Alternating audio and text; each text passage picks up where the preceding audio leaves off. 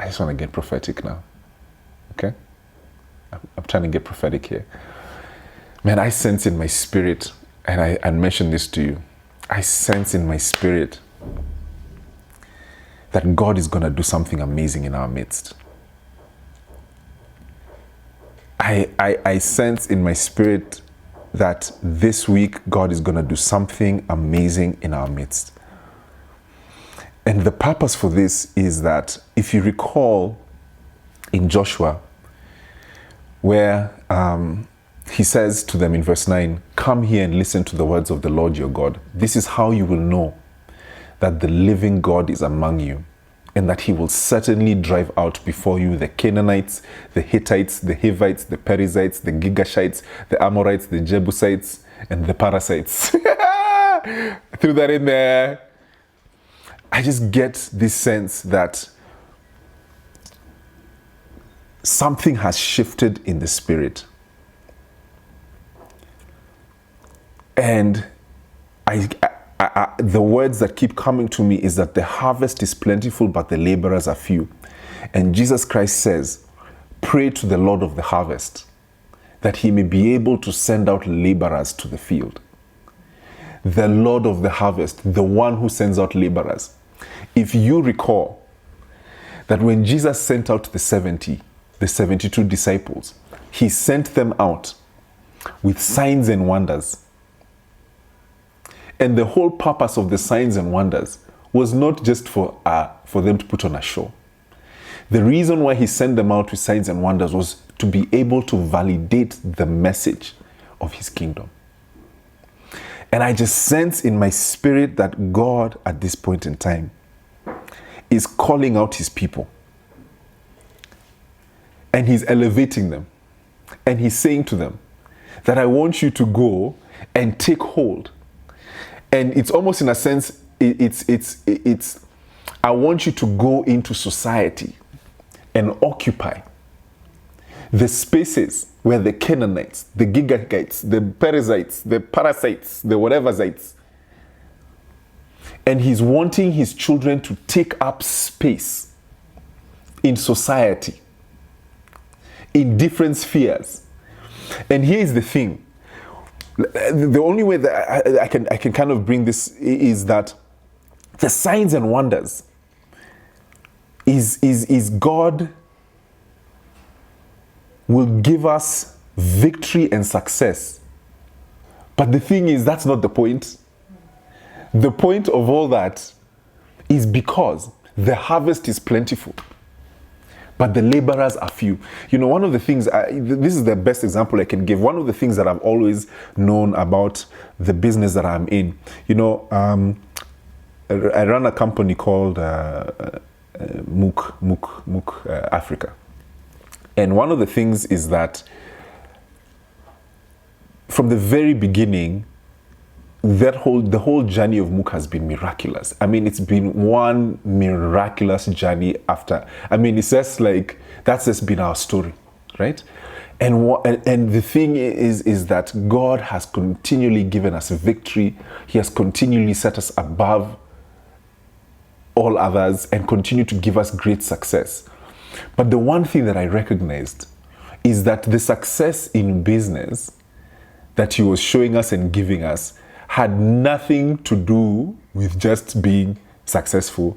It was exactly like what he did with the disciples. It's the signs and wonders that will give legitimacy to the message that I speak. Because in this generation, people recognize success or perceived success as being like, the same way that they used to look at Jesus, they're like, my goodness, how can the things that he's doing allowed them to come and sit at his feet to be like, I want to hear what this guy has to say. Do you get what I'm saying? It's almost in a sense that the reason why God is propping us up is not simply because we can go there and be arrogant and be filled with pride. It is because he wants a situation where people will come and be like, what is it that you are doing? What is the hope in you? Why is it that you are able to succeed in a year like this? And we will be able to tell them the message of the kingdom, because the harvest is plentiful, but the laborers are few.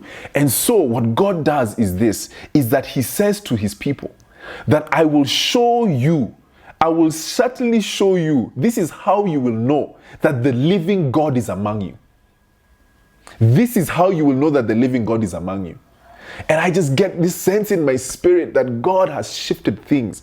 That all of a sudden right now, that we're now moving away from the wilderness of his people, and now we're being ushered into the promised land, and he will show himself strong. And this will be an evidence to us that it is time. That it is time for the sons and daughters of God to be revealed. It is time for us to take up the spaces in society, everywhere, wherever it is that God has planted us, whether it's in health, in education, in government, in ministry, wherever it is that God has planted us, that God is wanting to elevate us. And the purpose for that elevation is, do not be mistaken, it's the same thing that happened in Luke 10 with the 72. They came back so excited that the demons, and they were healing the sick, and the demons were casting out. They were so excited about the signs and wonders. And Jesus tells them, no, don't be excited by the signs and wonders. Be excited that your names are recorded in the book of life. Meaning that the thing that you should be excited about is the message, not the signs and wonders. And so I get this sense in my spirit that God is going to elevate. He's sending out his harvest. He's sending out his laborers. He's sending out his laborers to his harvest, to go and harvest people for his kingdom, right? And he's going to do this. And so today, I just want to close with a prayer of thanksgiving to our God, who is going to do miraculous things in our midst. It says here in the book of Joshua, prepare yourselves for today.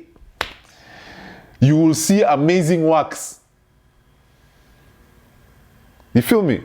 You're going to see amazing works. You're going to see me. You're going to see me. And everyone is going to know. In fact, if you go now to the next chapter in Joshua 4, where it says like the reason why he did this is because God was just stunting.